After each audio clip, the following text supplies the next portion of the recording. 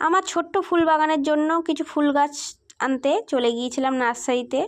এই নার্সারিতে আমরা মাঝে মধ্যেই যাই, সব রকমের ফুল গাছ এখানে পাওয়া যায়। আর আমার ভীষণ শখ ফুল গাছের, তো আমার শখের বাগানটাকে কিন্তু আমি একটু একটু করে সাজিয়ে তুলছি। আর নার্সারিতে ঢুকলেই কিন্তু চারদিকেই চোখ তাকালে অনেক রকমের বিভিন্ন রঙের ফুল গাছ দেখতে পাওয়া যায়, মন ভরে যায় সেই সব ফুল গাছ দেখে। কি সুন্দর করে তারা মেনটেন করে সমস্ত ফুল গাছ, কত যত্ন করে। তো নার্সারিতে ঢুকলে মনে হয় তো সব ফুল গাছ নিয়েই বাড়িতে চলে আসি, কিন্তু তা তো আর সম্ভব না। তো ঘুরে ফিরে দেখছিলাম কি ফুল গাছ নেওয়া যায়। তো আমার ভীষণ স্বপ্ন, মানে একটা স্বপ্ন বলতে পারো, বড় স্বপ্ন বলতে পারো, যে বাড়িতে একটা ছোট্ট সুন্দর বাগান থাকবে যেখানে বিভিন্ন রকমের ফুল গাছ থাকবে, একদম ঠিক নার্সারির মতন, দেখলেই যেন দু চোখ জুড়িয়ে যায়। তো স্বপ্নটা একদিন সত্যিই পূরণ হবে, আমি জানি। আস্তে আস্তে সেটাই হবে, স্বপ্নের দিকে এগোতে হবে।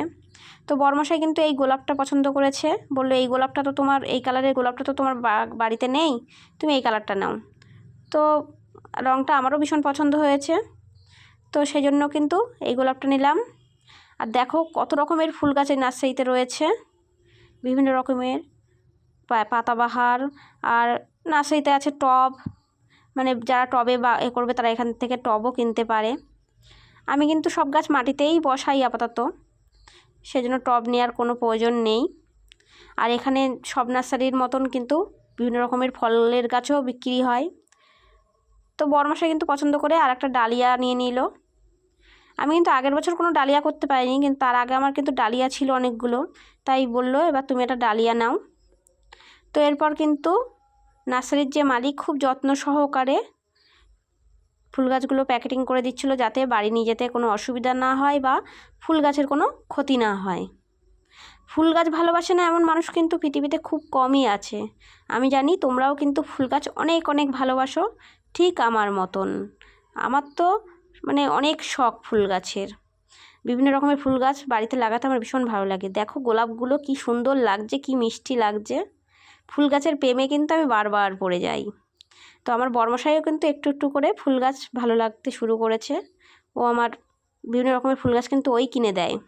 তো এরপর চলে গিয়েছিলাম একটা ব্ল্যাঙ্কেটের দোকানে, সেখান দিয়ে একটা ব্ল্যাঙ্কেট পছন্দ করে নিচ্ছিলাম। তো আগে যেমন আমাদের লেপ পালাপোষ এইসব মানে গায়ে চাপাতে হতো, খুব ভারী, কিন্তু এখন কিন্তু এই কম্বল আসাতে ব্ল্যাঙ্কেট আসাতে মানে এগুলোই কিন্তু বেশি ব্যবহার হচ্ছে। তো রয়েছে আমার বাড়িতে, তাও এই বছর আরেকটা নিয়ে নিলাম। তো এরপর চলে আসলাম বাড়ির পথে। তো আমার ভিডিওটি কেমন লাগলো তোমরা কিন্তু জানাতে ভুলো না। সবাই খুব ভালো থেকো, সুস্থ থেকো। আর আমার ভিডিও যদি ভালো লাগে অবশ্যই কিন্তু ফলো করে দিও আর তোমাদের ভালোবাসা দিও সব।